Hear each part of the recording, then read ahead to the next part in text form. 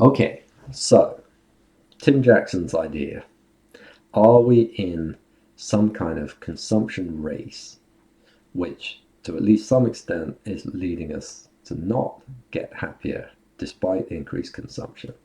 And then maybe as well, we're trashing the environment as a side effect of this consumption race. So that would be really bad, right? If we're competing with each other for status by working super hard and consuming more and more, but nobody wins the status race. So we don't get happier from that, but at the same time, we're trashing the environment. It's quite an interesting story. How much truth is there in it? What are the policy implications? That's what we're going to look at now. Okay.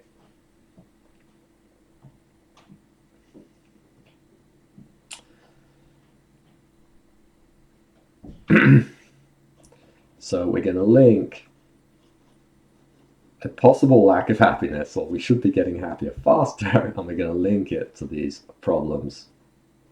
Are we trashing the environment as a side effect of this consumption race? Okay. Here again is our conceptual framework.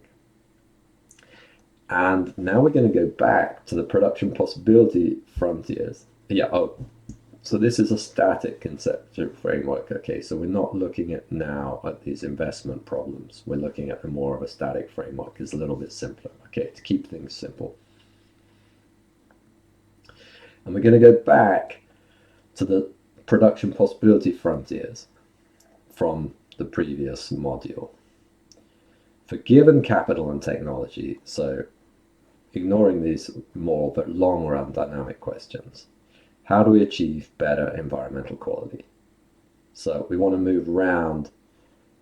The given capital and technology means for a given production possibility frontier. And if we want to maximize consumption, we'd be like here somewhere. Yeah, I think furthest out, furthest to the right, given our possibilities. With some very weak regulations, we would move to here. But maybe out of all these possible points, the one that gives us highest utility might be here. So then we should have tougher regulations to shift us around. And of course, if we introduce those tougher regulations very suddenly in this static framework, that would be sort of degrowth, if you like. GDP would go down at the same time as environmental quality went up. In reality, of course, typically we introduce environmental regulations and move gradually around at the same time as these curves are moving out. So we end up hopefully moving up and to the right. Yeah. But if we realized across a whole range of areas, so there was a significant effect on GDP, that we need much tougher regulations, then you would see a drop in GDP when those regulations were brought in. And having got there, you would expect to return to this path as long as the PPFs are moving out, as long as we are in these sectors discovering more efficient ways of using inputs and implementing them in new forms of capital to make better stuff that we have a higher willingness to pay for with the same or even fewer inputs. Okay, so return to the PPF from the last lecture. For given capital and technology, how do we achieve better environmental quality? We go round the curve. Okay, how do we interpret this in terms of the circular flow picture? This one, well, it's these, we start burning less coal and doing more wind and so on, for instance. And we can also have shifts in consumption patterns, and we can use these inputs more efficiently. And again, in the slightly longer run, that is going to affect research effort and capital investments. So we can change consumption patterns to reduce the need for polluting inputs. We can shift between technologies to either reduce the need for pollution-intensive inputs, such as energy, or reduce emissions in energy production. what else could we do in the short run? Well, we could just scale back the economy by working less, couldn't we? So this is where we were. This is where we get to if we carry on working the same amount, but make those adaptations.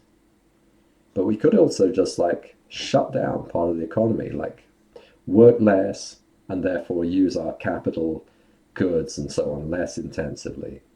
And then we would basically move both C and pollution flows, P, back linearly. So at a rough approximation, you'd expect C will go down linearly and Q would go up linearly in that. We're scaling back the economy. This scale back, for the same drop in consumption,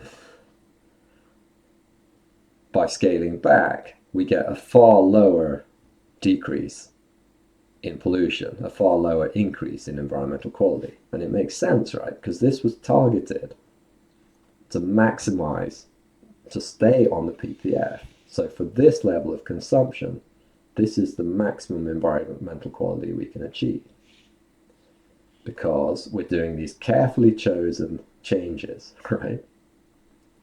Here, we're just scaling back across the board. Yeah.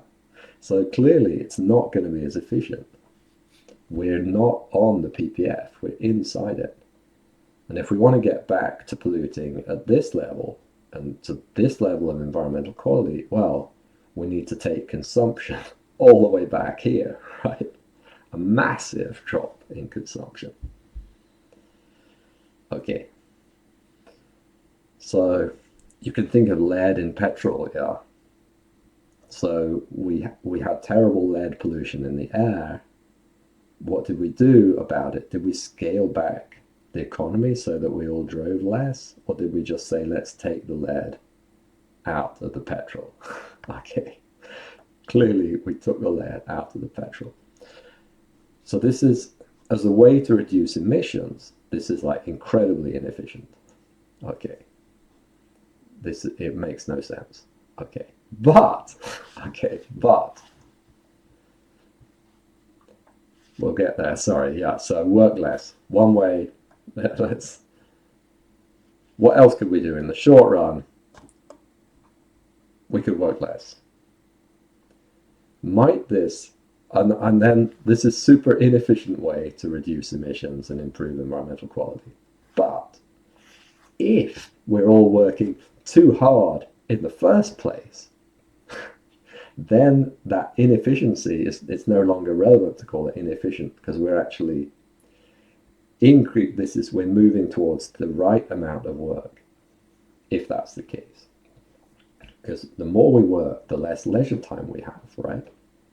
And if we're in this consumption race, that may tempt each of us. We're in this zero-sum race for consumption and status. Each one of us will tend to overwork and create external damages for the others.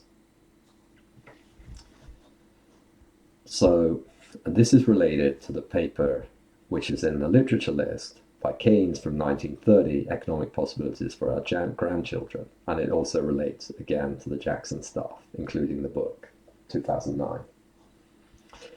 So Keynes wrote in 1930 that in 100 years, we won't need to work anymore, because we'll be so productive that we could produce the stuff we really need, food and shelter, by working very, very little per week. And he was right. Okay. But he said, we will carry on working, but motivated by other things. Maybe we just like to work, or maybe we're competing for status through our work. And I think he was also right on that. Where he was wrong was he guessed that the work hours would level off at about 15 hours a week, motivated by those things. But in fact, we leveled off much higher than that, right? So maybe this looks super inefficient compared to this. But if this is actually making us happier through working less, then it's still a win-win, right? Okay, because we got happier through less work, and that was a good trade-off. Even though there's less consumption, it was still it was a good trade-off. More leisure was better than the loss in consumption, and that should help environmental quality. But it turns out it's more complicated than that. Okay, yeah. But we'll come to that, because now I'm going to look at some data, and I'm going to stop this video here, I think, and then we'll look at the data and the complications. Okay.